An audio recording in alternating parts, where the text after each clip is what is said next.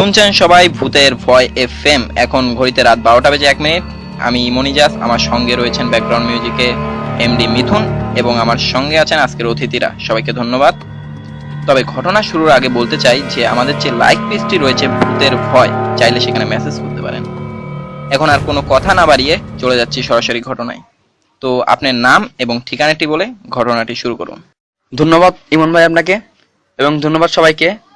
আমি চিটাং থেকে অনেক বলছি। আজ আমি আপনাদের যে ঘটনাটি বলবো সেটা আমার জীবনে ঘটে যাওয়া একটা ভয়াবহ কাহিনী। আমি একদিন আমার ফুপুর বাড়িতে বান্দরবনে বেড়াতে গিয়েছিলাম। তো সেখানে আমি ওই আমার ফুফাতো ভাই এবং আমার বন্ধু বান্ধব যারা আছে আর কি, তাদের সাথে আড্ডা মারলাম। তো আড্ডা মারার পর রাতে ডিনার করে ঘুমাতে যাচ্ছিলাম। ঘুমাতে যাওয়ার সময় হঠাৎ করে দেখলাম যে কারেন্টটা চলে গেল। আর আর ওইখানে তখন তেমন অনেক গরম পড়তেছিল। তো আমার থেকে অনেক গরম ফিলিং হচ্ছিল।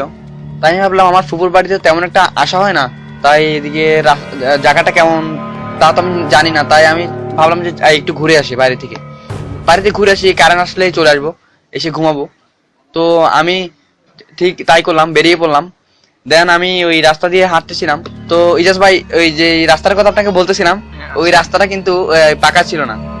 আচ্ছা, কাঁচা রাস্তা ছিল।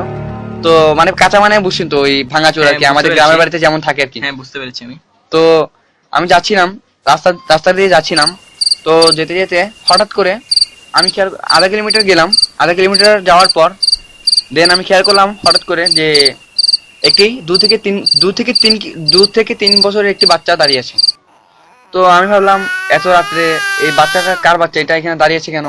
মানে আমার মানে তখন মাথায় কিছু ঢুকতেছিল না যে কি হলো, এটা কি বাচ্চাটা এখানে দাঁড়িয়েছে কেন এত রাত্রে, আশেপাশে কোনো মানুষজন নেই। আর এটা প্রায় দেখতে জঙ্গলের মতন, আপনি হয়তো বা গেলে বুঝতে পারতেন ইজাজ ভাই। দেন আমি জানি না আমার কি হলো, আমি ওই বাচ্চাটাকে দেখে বাচ্চারা একটু পরে হাঁটতে লাগলো, আমি ওর পৃথিবী যেতে লাগলাম। মানে আপনাকে আমি বুঝতে পারবো না যে কিভাবে, মানে কেন আমি বাচ্চাটা পিছিয়ে যাচ্ছিলাম আর কি। আপনি হয়তো বা থাকলে আমার সাথে বুঝছেন। আচ্ছা, আপনি বলতে থাকুন। হ্যাঁ, তো আমি এই বাচ্চাটার সাথে যাচ্ছিলাম।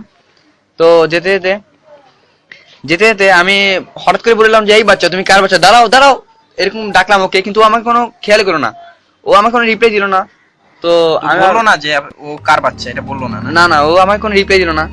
তো দেন আমি ওর সাথে যেতে লাগলাম। তো যেতে যেতে অন্ধকার ছিল, তো তেমন একটা দেখা যাচ্ছিল না। তো ওর কোমরে আমি হঠাৎ করে খেয়াল করলাম যে একটা কি রশি দিয়ে বাঁধা, ওর পিছন দিয়ে ঝুলছে। আমি ভাবছিলাম যে হয়তো বাচ্চা মানুষ কেউ দুষ্টুমি করে বেঁধে টেঁধে দিব হয়তো। তো দেন দেখলাম যে ও গিয়ে একটি আম গাছের নিচে দাঁড়িয়ে গেল, এবং আম গাছের নিচে দাঁড়িয়ে গেল। আমি ভাবলাম যে কি ব্যাপার, হঠাৎ করে বাচ্চাটা আম গাছের নিচে দাঁড়িয়ে গেল কেন? তাও আমি ভাবলাম যে হ্যাঁ, আমিও দাঁড়াই দেখি এখানে কি হচ্ছে। তো আমি দাঁড়িয়ে গেলাম, দাঁড়িয়ে দেখলাম যে হঠাৎ করে, ইজাজ ভাই আপনি বিশ্বাস করবেন না যে এই এতটুকু একটা ছোট বাচ্চা কি করে যে গাছে উঠলো আমার থেকে, মানে কি এটা মাথায় এখনো ঢুকতেছে। আমি এখনো জানি না যে কেমন করে বাচ্চাটা গাছে উঠলো। আমি দেখলাম আমার সামনে দিয়ে গাছ উঠে গেল। মানে আপনি বলতে যাচ্ছেন অতটুকু একটা বাচ্চা? হ্যাঁ, 2 থেকে 3 বছর বাচ্চাটার বয়স। ওটা গাছে উঠে গেল? হ্যাঁ, গাছে উঠে গেল। আর গাছে উঠলো এত স্পিডে, এত দ্রুত যে গাছে উঠলো।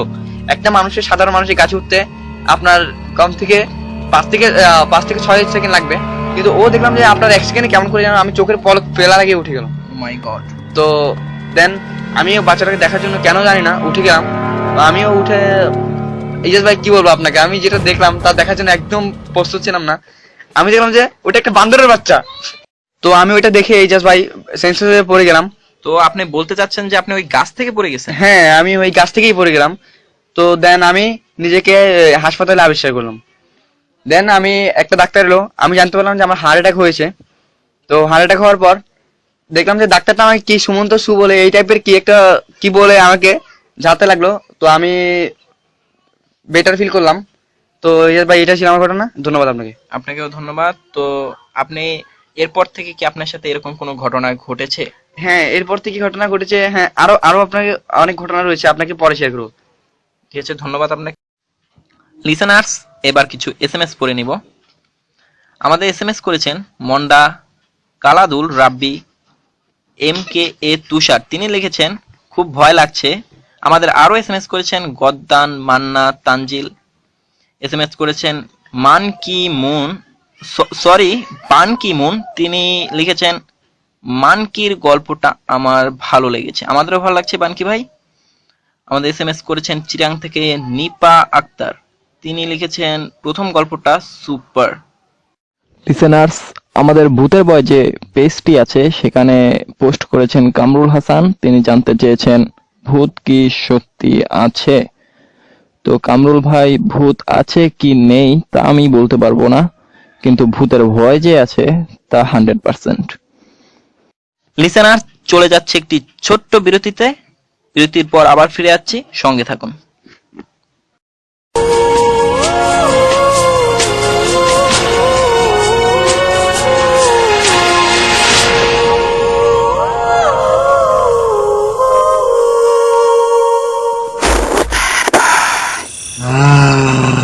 লিসেনার্স, ফিরে এলাম বিরতির পর। এবার কোনো কথা না বাড়িয়ে চলে যাচ্ছি অনেক ভাইয়ের সেকেন্ড ঘটনায়। তো আপনি ঘটনাটি শুরু করুন। ধন্যবাদ ইমন ভাই আপনাকে। এখন যে আমি আপনার ঘটনাটা শেয়ার করব সেটা আমার সাথে রিসেন্টলি ঘটে গেছে। তো আমি বললে আমি একটা স্টুডেন্ট, তো তাই আমি খুব রাত জেগে পড়ালেখা করি। তো আরো সেদিন মানে যেদিন ঘটনাটা ঘটেছিল সেদিন আরো আমার মানে সেদিনের কিছুদিন পরে আমার পরীক্ষা এক্সাম ছিল, যার কারণে আমি খুব রাত জেগে পড়ালেখা করতে শুরু করলাম। তো দেন সেদিন আমি রাত একটা মতন পড়ালেখা করলাম রাতে। তো রাতে পড়ালেখা করার পর আমি ডিনার করে ঘুমাতে গেলাম।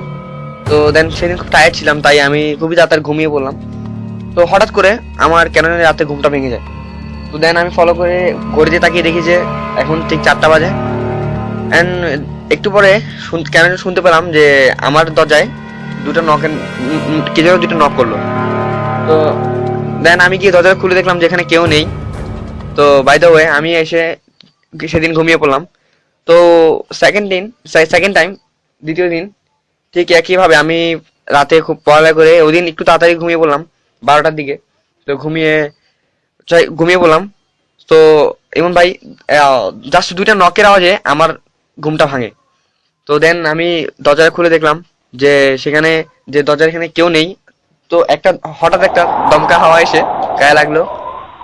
তো দেন আমার কিরকম একটা ফিলিংস হলো। তো তো আপনি যে ঘটনাটি ঘটেছে তখন কি আপনি একাই ছিলেন? আমার ঘরে আমি একাই থাকি। হ্যাঁ, আমার ঘরে আমি একাই থাকি। তো দেন এইভাবে আমার সাথে 4-5 দিন কাটতে লাগলো। তো 6 দিনের দিন একদিন রাতে 6 দিনের দিন রাতে আমি খেয়ে দিয়ে ঘুমালাম। তো সেদিন আমি ঠিক করলাম যে আজকে ঘুমাবো না, আজ রাতে ঘুমাবো না। তো দেন আমি এটা কি দেখবো, তাই আমি সেদিন একটু তাড়াতাড়ি করে রাত 4টা বাজে এই একই দিনই 4টা বাজে আমার সাথে ঘটনাটা ঘটে। আচ্ছা। হ্যাঁ। তো দেন আমি ওখানে গিয়ে ওই আপনার দরজার পিছিয়ে দাঁড়িয়ে থাকলাম 3:30 বাজে যে এটা কি আজকে দেখবো। তো দেখার জন্য যখন দাঁড়িয়েছিলাম তো দেখলাম ঠিক 4টা বাজলো, তখন 2টা নকের আওয়াজ হলো। দেন আমি দরজাটা খুলে দেখলাম যে একটা ভিখারি দাঁড়িয়েছে এখানে। আমি বললাম যে আমি তো দেখে পুরো অবাক হয়ে গেলাম যে এটা কি, আমার বুকটা পুরো দুক দুক দুক দুক দুক দুক করতে লাগলো। তো দেন আমি বললাম কি ব্যাপার, এত রাতে ভিখারি? আমি বললাম যে কি ব্যাপার, আপনি এত রাতে ভিক্ষা করেন? উনি বললো আমি ঠিক ওনার কণ্ঠে বলি, আচ্ছা বলুন। হ্যাঁ কোন কি আপনি এখন রাইট? আমি বললাম কেন, এখন তো রাত 4টা বাজে। উনি ঠিক বললো যে কোন কি, আমি আসলে আন্দা, তো তাই দিন না রাত চলে ঠার পাই না। এই জিনিসটা শোনার পরে ইজাজ আমি সাথে সাথে সেন্সেস হয়ে গেলাম। তো দেন পরে আমি জানতে পারলাম যে আমার হার্ট অ্যাটাক হয়, আবার হার্ট অ্যাটাক হয়। তো এই নিয়ে আপনি সেকেন্ড বার হার্ট অ্যাটাক করলেন? হ্যাঁ, এই নিয়ে আমার সেকেন্ড বার হার্ট অ্যাটাক হলো। তো থ্যাংক ইউ ইজাজ ভাই আপনাকে। তো এই ছিল আমার ঘটনা। আপনার সাথে কি এরপরেও এরকম ঘটনা আর ঘটেছে? না, এরকম আমার সাথে আর কোনো ঘটনা ঘটেনি। ধন্যবাদ আপনাকে। হ্যাঁ। আমরাও চাই আপনার সাথে এরকম ঘটনা আর না ঘটুক, কারণ এটাই আপনার শেষ ঘটনা হতে পারে। তো ইজাজ ভাই? জি বলুন। ওই জিনিসটা ভাই কই? ওটা তো আমার পাঞ্জাবি, আমার পছন্দের পাঞ্জাবি। আমি স্টুডিওতে পরে আসছিলাম তো খুব গরম লাগছিল, খুলে রাখছি। একই এ তো পড়ে গেছে। এই এই মিথুন ভাই, একটু এদিকে আসেন তো, দেখেন তো এর কি হলো, একটু দেখেন তো। আরে এটা আরেকটা করছি। লিসেনার্স, এখন আমাদের অনেক ভাইয়ের গল্প শেষ এবং অনেক ভাইও শেষ। তো আপনারা যদি এরকম সব ভয়ানক গল্প আরো শুনতে চান, আমাদের যে পেজটি রয়েছে ভূতের ভয়, সেখানে আরো লাইক করুন, আরো কমেন্ট করুন, আরো শেয়ার করুন। ধন্যবাদ।